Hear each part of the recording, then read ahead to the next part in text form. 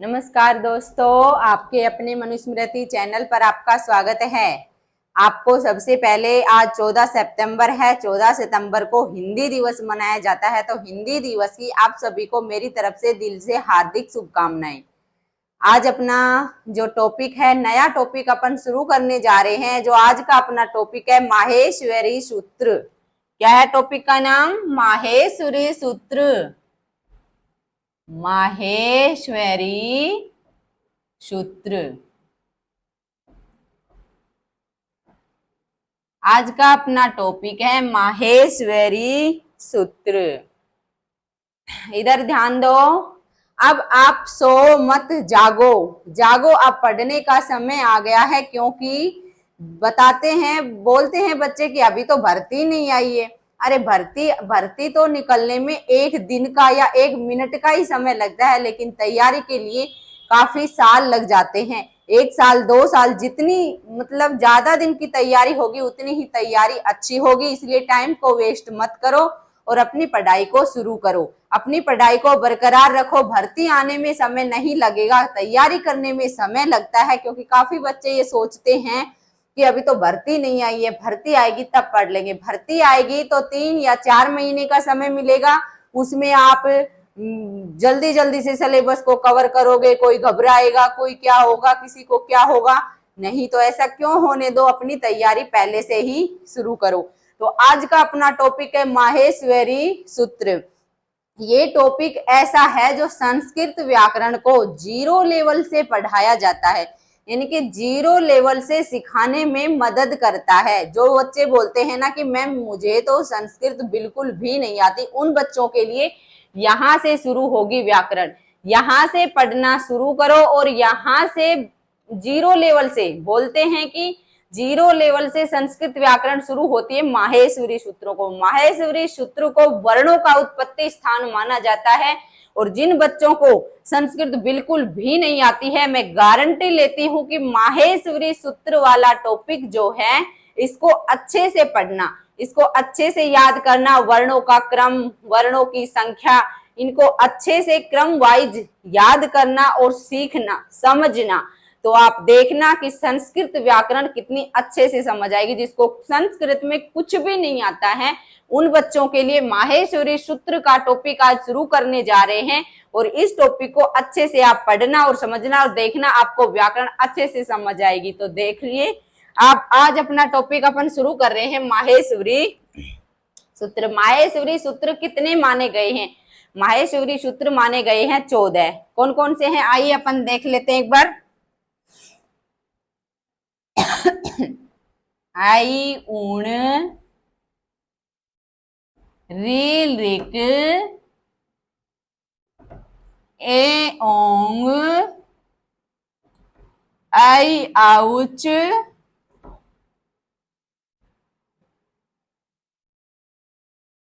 झ भैये,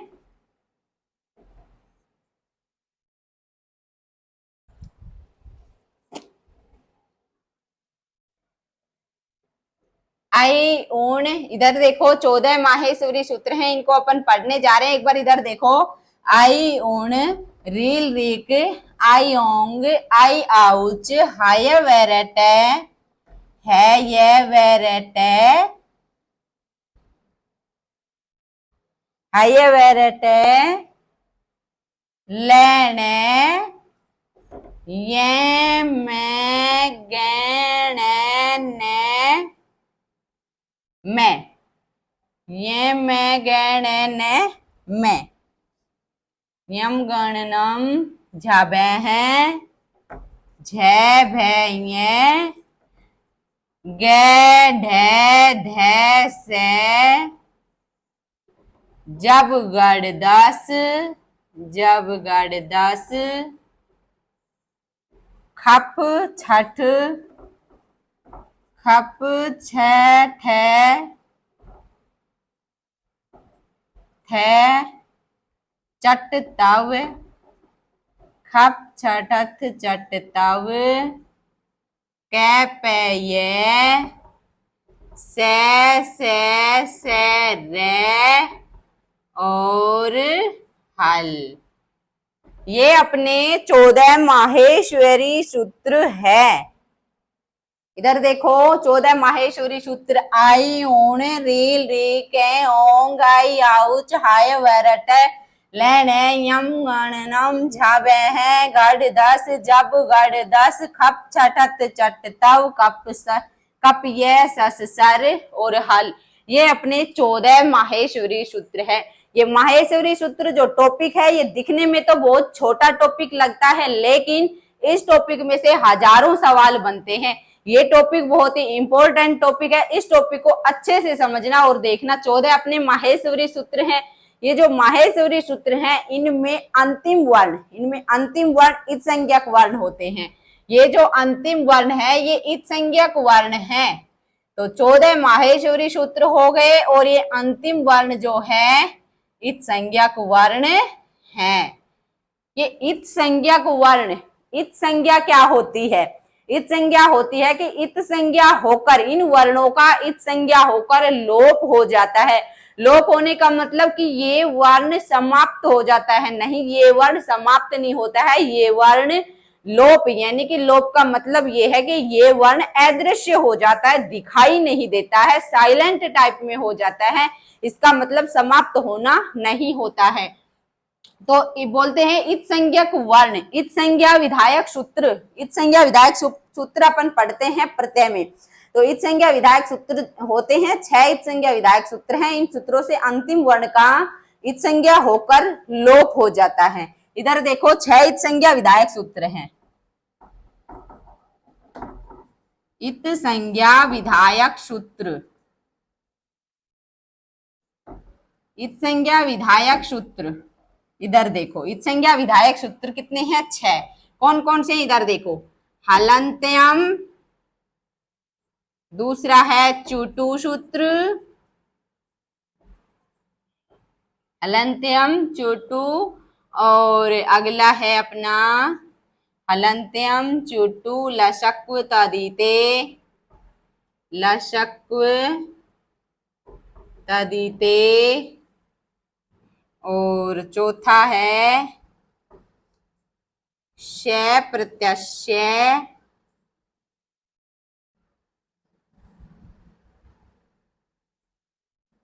शय प्रत्यय, और अगला है अपना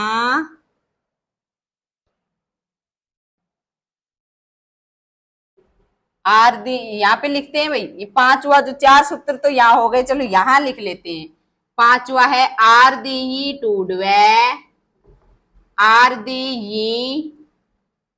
टूडवे है, आरदी टूडवे है, और छठा है अपना उपदेशे आज अनुनासिक इत, उपदेशे आज अनुनासिक इत। इत संज्ञा विधायक सूत्रों की संख्या होती है 6। कौन कौन से हैं? हलंत्यम चुटु लसक्व तदिते स प्रत्यय आर्दी टूडवे है उपदेशे अज अनुनासिक इत। ये 6 सूत्र इत संज्ञा विधायक सूत्र होते हैं।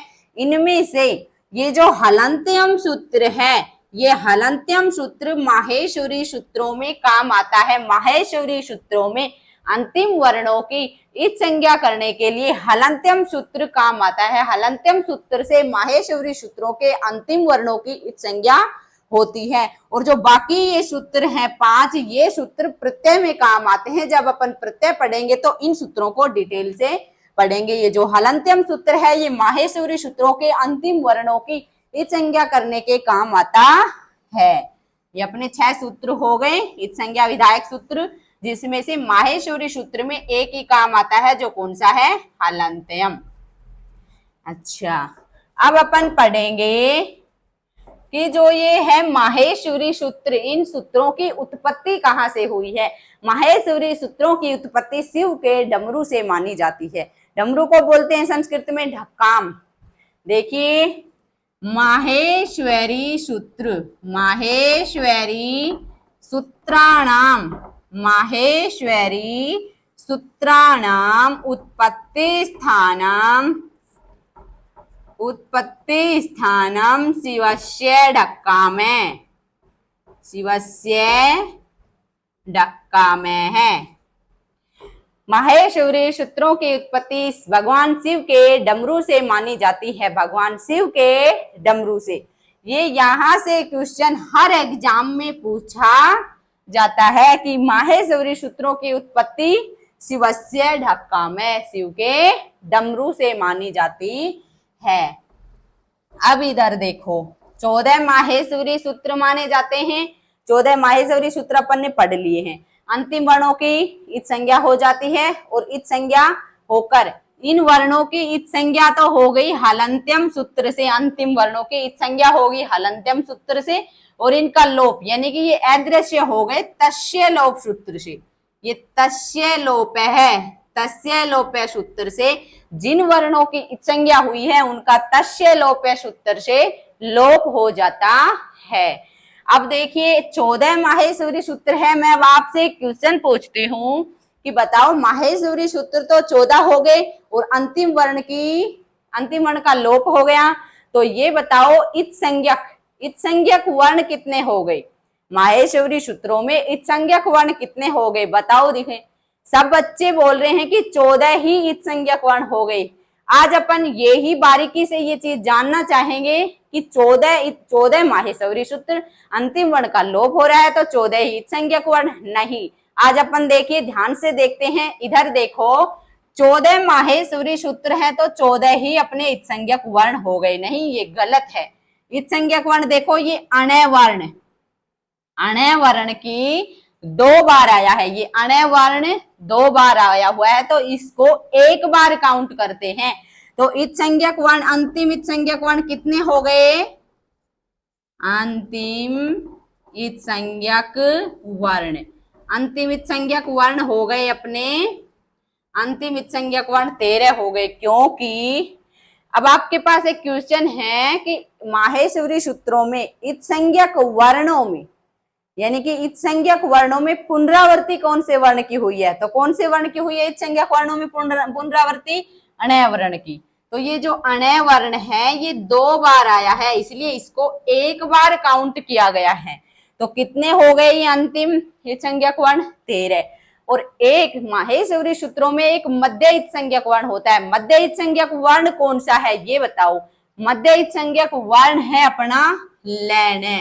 ये लैन में अणय की तो इत संज्ञा हो गई, और ये जो ल है ल में स्थित ए, ये है ल और ल में स्थित ए, मध्य इत संज्ञक वर्ण है, मध्य इत संज्ञक वर्ण है। यानी कि लण सूत्र ल में स्थित ए मध्य में होता हुआ भी इत संज्ञक है। तो इसलिए माहेश्वरी सूत्रों में ऐसा कौन सा सूत्र है जो मध्य में होता हुआ भी इत संज्ञक है? कौन सा है? लण सूत्र है। और ल में स्थित ए वर्ण, ल में स्थित ए वर्ण मध्य इत संज्ञक वर्ण होता है। इसलिए अब अपना सवाल आता है कि अंतिम इत संज्ञक वर्ण, जैसे पेपर में पूछा जाए कि अंतिम इत संज्ञक वर्ण कितने होते हैं, अंतिम इत संज्ञक वर्ण कितने होते हैं? तो अपना एक 13 और एक ये मध्य वाला, कितने हो गए? 14। इस प्रकार 14 होते हैं। ये अपनी रटी रटाई बात है, रटा रटाया है कि 14 माहेश्वरी सूत्र और 14 ही इत संज्ञक वर्ण, नहीं 14 नहीं होते हैं। जिस तरीके से आप बता रहे हो ऐसे 14 वर्ण इत संज्ञक नहीं होते हैं। 13 इत संज्ञक वर्ण हो गए क्योंकि अणय वर्ण की पुनरावृत्ति हुई है, इसलिए अणय को 1 बार ही काउंट किया जाएगा। और ल में स्थित ए मध्य में होता हुआ भी इत संज्ञक है, इसलिए 13 तो ये हो गए, और एक ये ल में स्थित ए हो गया, तो ये 14 इत संज्ञक वर्ण हो गए। अगर पेपर में पूछा जाए अंतिम इत संज्ञक वर्ण कितने होते हैं और ऑप्शन में 13 भी हो, 14 भी हो और 15 भी हो, नहीं 13 नहीं हो, 14 हो और 15 हो, 14 और 15 दोनों हैं, तो अपना आंसर 15 सही माना जाएगा। क्योंकि अगर अपना ऑप्शन में ये 14 15 दोनों आते हैं तो अपना आंसर 15 सही माना जाएगा। क्योंकि उस एग्जामिनर ने ये जो अणय वर्ण 2 बार आया है तो उसको 2 बार ही काउंट किया गया है, इसलिए वहां पर जहाँ 14 और 15 दोनों ऑप्शन में आए तो 15 वाला ऑप्शन अपना एकदम सही होगा, क्योंकि उसने अणय वर्ण को 2 बार गिन लिया है। तो आ गया समझ में। यहां से ये सवाल है जो माहेश्वरी सूत्रों के लिए बहुत ही इंपॉर्टेंट है, और ये क्वेश्चन जिसने अच्छे से समझ के ये टॉपिक पढ़ा है उसी के ही समझ आएगा, वरना सब रटा रटाया रखते हैं कि 14 माहेश्वरी सूत्र और 14 इत्संज्ञक वर्ण, नहीं। तो आपको मैंने समझा दिया है, अगर 14 और 15 दोनों ऑप्शन में आए तो अपना आंसर 15 होगा, क्योंकि जो अणय वर्ण है उसको एग्जामिनर ने 2 बार काउंट करके 2 बार ही लिखा है, तो अपना आंसर यहाँ पर 15 सही होगा। ठीक है, अब अपन पढ़ते हैं कि ये जो एक से लेकर 4 तक, 1 से लेकर 4 तक माहेश्वरी जो सूत्र हैं, इनमें स्वर वर्णों का आगमन हुआ है। 1 से लेकर 4 तक माहेश्वरी सूत्र जो होते हैं इनमें स्वर वर्णों का आगमन हुआ है, और जो पंचम से लेकर चतुर्दश तक जो माहेश्वरी सूत्र हैं इनमें व्यंजन वर्णों का आगमन हुआ है। इनमें है व्यंजन वर्ण। इनमें कौन से वर्ण हैं? व्यंजन वर्ण। पंचम से लेकर चतुर्दश तक व्यंजन वर्ण। ठीक है, अब अपने आते हैं, अब अपने 2 सवाल यहां पर बन गई कि माहेश्वरी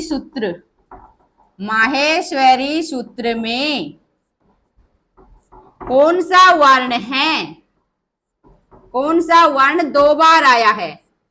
माहेश्वरी सूत्र में कौन सा वर्ण 2 बार आया है? और अगला है इत्संज्ञक वर्णों में कौन सा वर्ण 2 बार आया है? इत्संज्ञक वर्णों में कौन सा वर्ण 2 बार आया है? तो यहां पर आंसर दो। माहेश्वरी सूत्रों में कौन से वर्ण की पुनरावृत्ति हुई है वर्ण की। देखो, है वर्ण यहां पर भी आया है और है वर्ण यहां पर भी आया है। तो माहेश्वरी सूत्र में पूछे तो है वर्ण की पुनरावृत्ति हुई है, और अगर इत्संज्ञक वर्णों में पूछे तो ण वर्ण की पुनरावृत्ति हुई है। ये ध्यान रखना, बहुत ही इंपॉर्टेंट क्वेश्चन है, ये हर एग्जाम में पूछा भी जाता है। ठीक है, अब देखो इधर,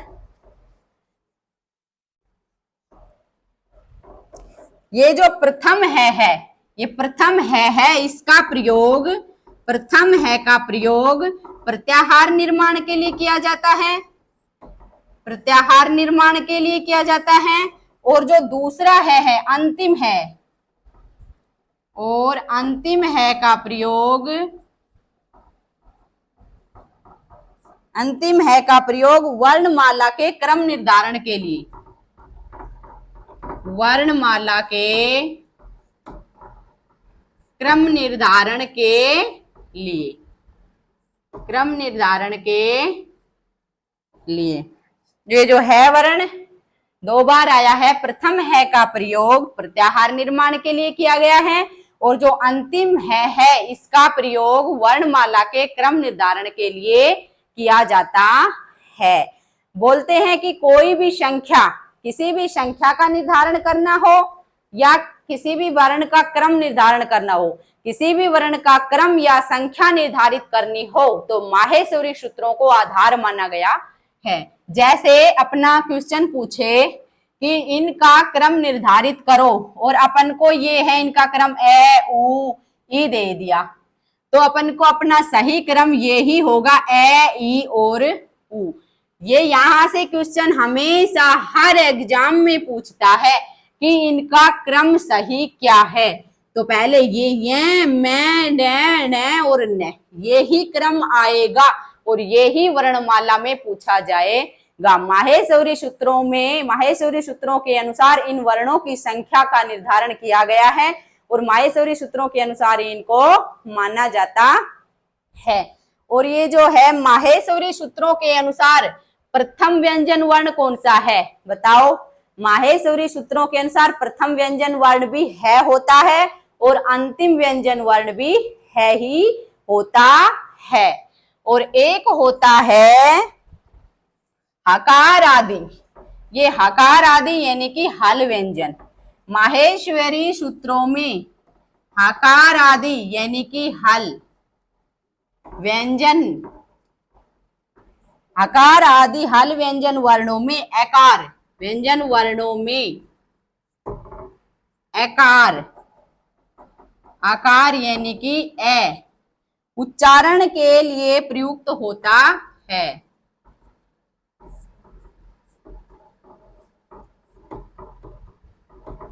उच्चारण के लिए प्रयुक्त होता, हकार आदि यानी कि हल व्यंजन वर्णों में अकार आदि आकार यानी कि ए उच्चारण के लिए प्रयुक्त होता है, इसलिए